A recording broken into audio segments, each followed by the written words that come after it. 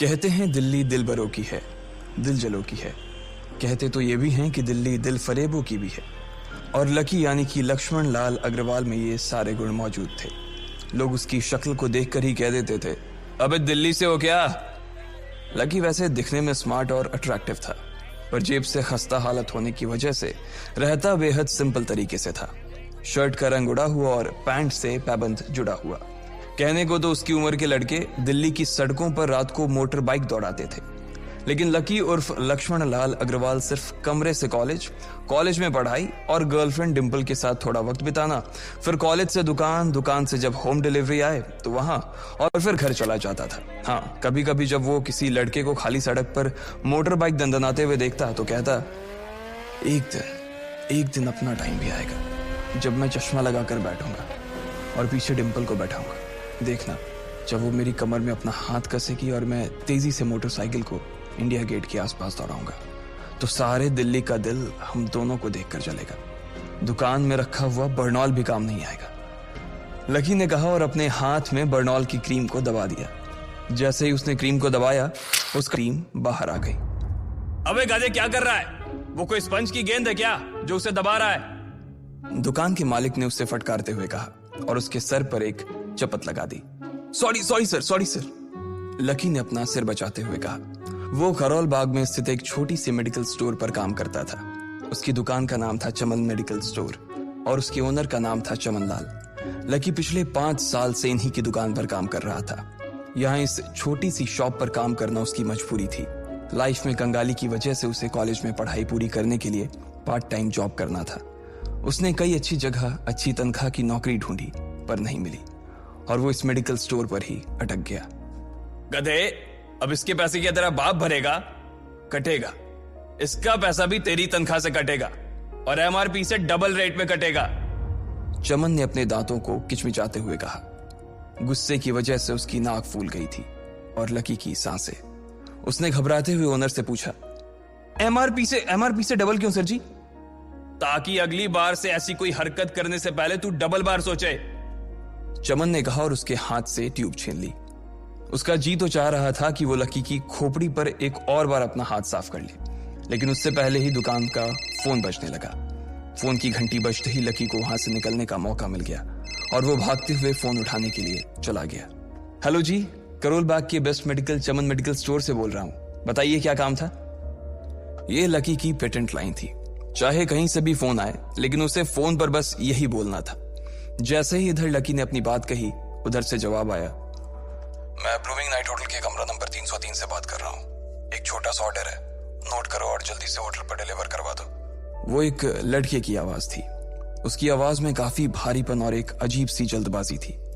जैसे ही लकी ने वो आवाज सुनी, पता नहीं क्यों उसे वो आवाज जानी पहचानी सी लगी। जी सर, बताइए आपका क्या ऑर्डर है? हाँ तो लिखो, हार्ट प्ले के 2 पैकेट और 1 पैकेट टिश्यू। लकी, जो कि अपना पेन लेकर खड़ा था, हार्ट प्ले का नाम सुनते ही झिझक गया।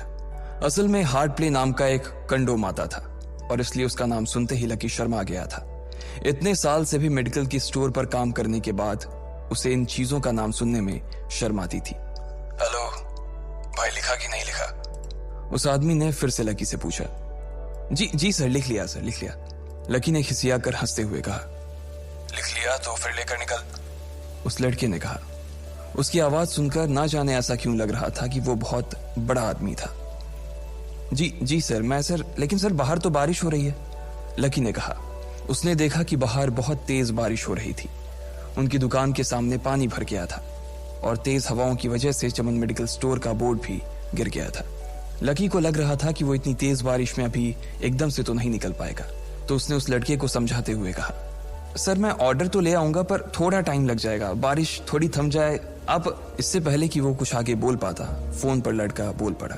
तुम्हारे मालिक को पता है कि तुम मल्होत्रा जी के लड़के को मना कर रहे हो? हाँ पता है, बारिश हो रही है, इसलिए सारा सामान अच्छे से थैली में पैक करके लाना और लेट नहीं होना चाहिए, समझे?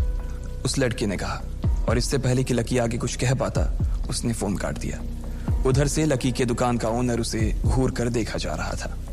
लकी के हाथ में पेन और पेपर देखकर ही वो समझ गया था कि उसके पास कोई ऑर्डर।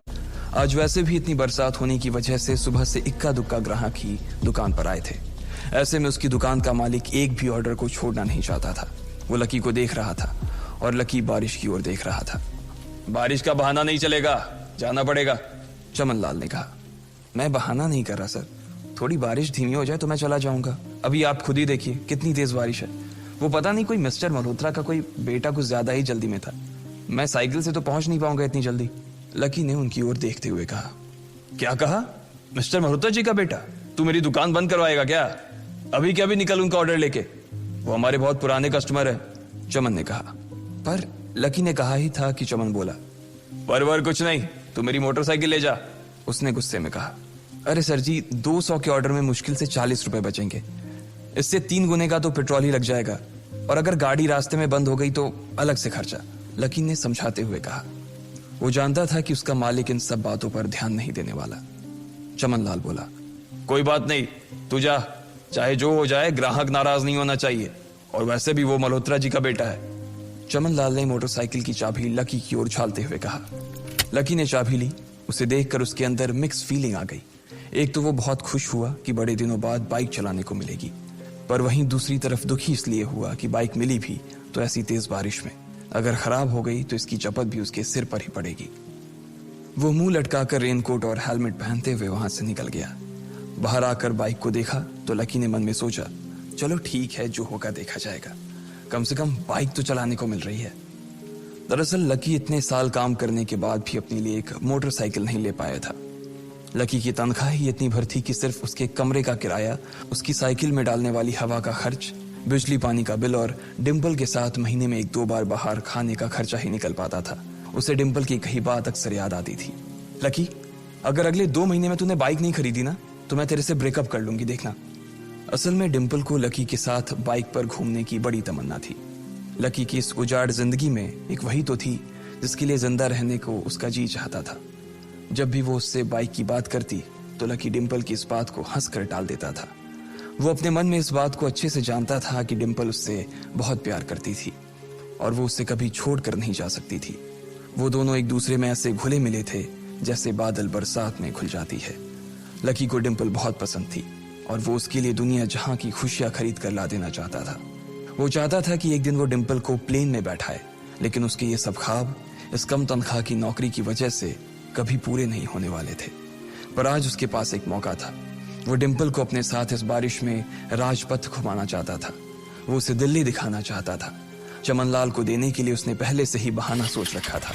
बस जल्दी से वो ये डिलीवरी देकर सीधे डिम्पल के पास ही जाने वाला था।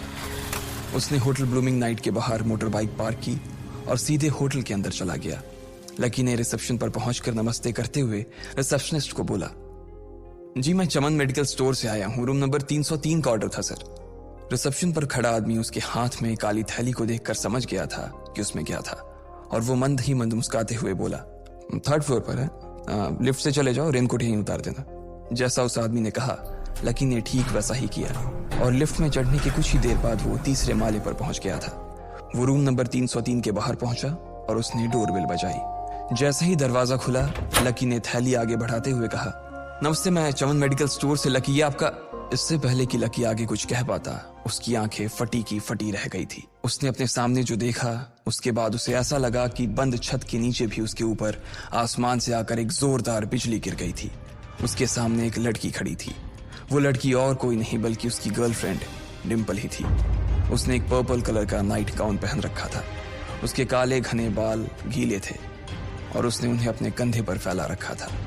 उसकी खुशबू से ही ये चीज साफ पता चल रही थी कि वो अभी अभी नहा कर आई थी। डिम्पल, तुम यहाँ क्या कर रही हो? लकी को अपनी आंखों पर विश्वास ही नहीं हो रहा था। उसने 2 बार अपनी पलकें झपका कर देखा, लेकिन दोनों बार ही उसे अपने सामने डिम्पल ही नजर आई। तुम यहाँ क्या मेरा पीछा करते हुए आए हो लकी? डिम्पल ने उल्टा उसी के ऊपर पलटवार करते हुए कहा। लकी को देखकर उसके दिल की धड़कन भी तेज हो गई थी। उसे उम्मीद नहीं थी कि लकी यहाँ आ जाएगा। उसने ना तो सुबह से उसे फोन किया था और ना ही उसके मैसेज का कोई जवाब दिया था। वो अपने मन में सोचकर बैठी थी कि वो अगले दिन खुद ही उससे मिलकर बोल देगी कि उसकी तबीयत खराब थी। डिम्पल बेबी, क्या हो गया? किससे बात कर रही हो? गबरू जवान सा लड़का दरवाजे के पास आकर खड़ा हो गया था। उसने बनियान पहन रखी थी। लकी उसे पहचान गया था। साले राहुल के बच्चे, तेरी हिम्मत कैसे हुई मेरी डिम्पल को हाथ लगाने की?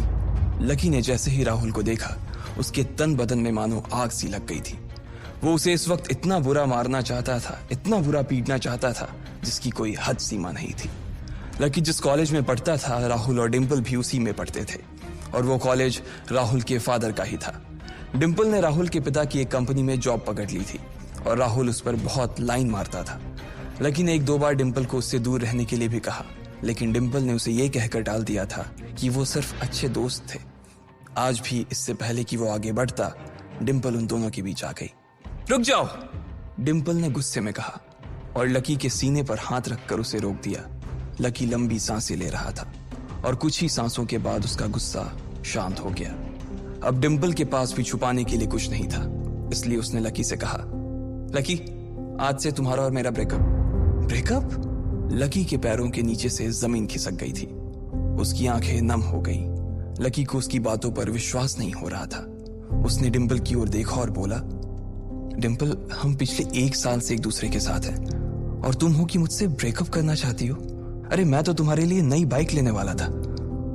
चल रहने दे, आज ही याद आई है तुझे बाइक की। अरे तेरे पास मुझे बाहर घुमाने के लिए, खिलाने पिलाने के लिए पैसे तो है नहीं, तू कहां से लेगा बाइक?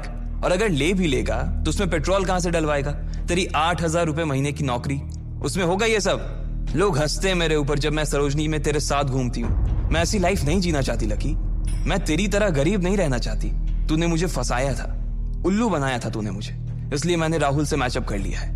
आज से यही मेरा बॉयफ्रेंड है। डिंपल ने गुस्से में कहा।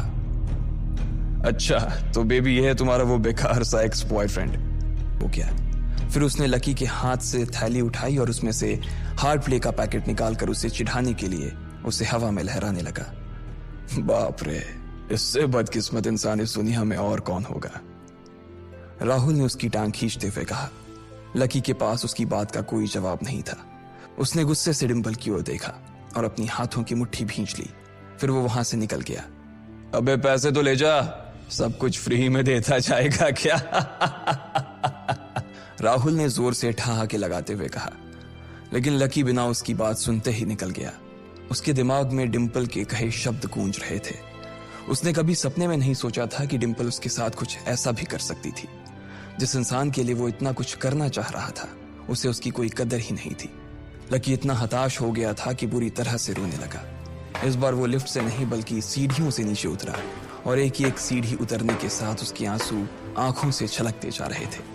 जब उसकी आवाज सुनकर कुछ लोग अपने कमरे से बाहर आए तो लकी ने तुरंत अपने आंसू पोंछे और तेजी से वहां से भाग गया। उसे जिंदगी में पहली बार प्यार हुआ था और पैसों की कमी की वजह से ना सिर्फ उसका प्यार बल्कि उसकी पूरी जिंदगी बर्बाद हो गई थी। लकी जैसे ही बाहर आया तो उसने देखा कि बाहर अंधेरा हो गया था। आसमान में तेज बिजली कड़की और बारिश जो थमी थी एकाएक फिर से झमाझम बरसने लगी। ये देख लकी के थमे हुए आंसू एक बार फिर से छलक गए। उसका दिल बुरी तरह से टूट चुका था, लेकिन उसे इस बात की खुशी भी हो रही थी। आखिर आज उसे डिंपल का असली चेहरा नजर आ गया था। वो तो उसके साथ घर बसाने की सोच रहा था, लेकिन अच्छा हुआ कि उसने पहले ही उसका घर बर्बाद होने से बचा लिया। लकी को दुख तो बहुत हो रहा था, पर उसे यह भी लग रहा था कि उसे आगे चलकर यही दुख उसे खुशी देने वाला था। लेकिन एक चीज थी जो लकी को परेशान कर रही थी, वो थी उसकी माली हालत। उसकी जेब इतनी तंग थी कि उसे फटी हुई जेब की पैंट पहनकर घूमना पड़ता था। कभी कभी तो लकी सिर्फ रोटी खाकर दिन काट लेता था। वो कब से कोशिश कर रहा था कि कोई अच्छा काम पकड़ सके, लेकिन उसे कोई काम देने को राजी नहीं था। उसने टूटे हुए दिल को दिलासा देते हुए मन में सोचा कि डिंपल पर खर्च होने वाले पैसे बच जाने से शायद उसके हालत सुधर जाएंगे। पर फिर भी वो रातों रात रईस नहीं हो जाने वाला था। उसने ऊपर आसमान की ओर देखा और जोर से चिल्लाया, अगर इतना ही अनलकी बनाना था तो फिर नाम लकी क्यों रखा भगवान? वो जितनी जोर से चिल्ला सकता था उतनी जोर से चिल्लाया। उसकी आवाज से आसपास खड़े लोग एक बार तो डर गए थे। लकी ऊपर ही देख रहा था और उसके आंसू बारिश के पानी के साथ मिल गए थे। जैसे ही वो फूट कर रोने को था, तभी उसके फोन पर एक मैसेज आया। जैसे ही लकी ने अपना फोन निकालकर उस मैसेज को पढ़ना शुरू किया, उसकी तो आंखें ही चमक गई। अचानक उसके आंसू हंसी में बदल गए और वो जोर जोर से वहीं सड़क पर नाचने लगा। उस मैसेज में लिखा था, परिवार की रिसर्च और परिवार के निर्णय के हिसाब से अग्रवाल परिवार का वारिस लक्ष्मण लाल अग्रवाल उर्फ लकी ने गरीबी अभ्यास की परीक्षा को पास कर लिया है और आज से ही वो उस जमीन और उस जायदाद का मालिक हो जाएगा जो परिवार ने उसके नाम कर रखी थी। ये एक ऐसा मैसेज था। आखिर कौन था लकी? क्या थी उसकी असलियत और वो कैसे रातों रात ही अनलकी से लकी हो गया था। आपको क्या लगता है, क्या होंगे इन सभी सवालों के जवाब?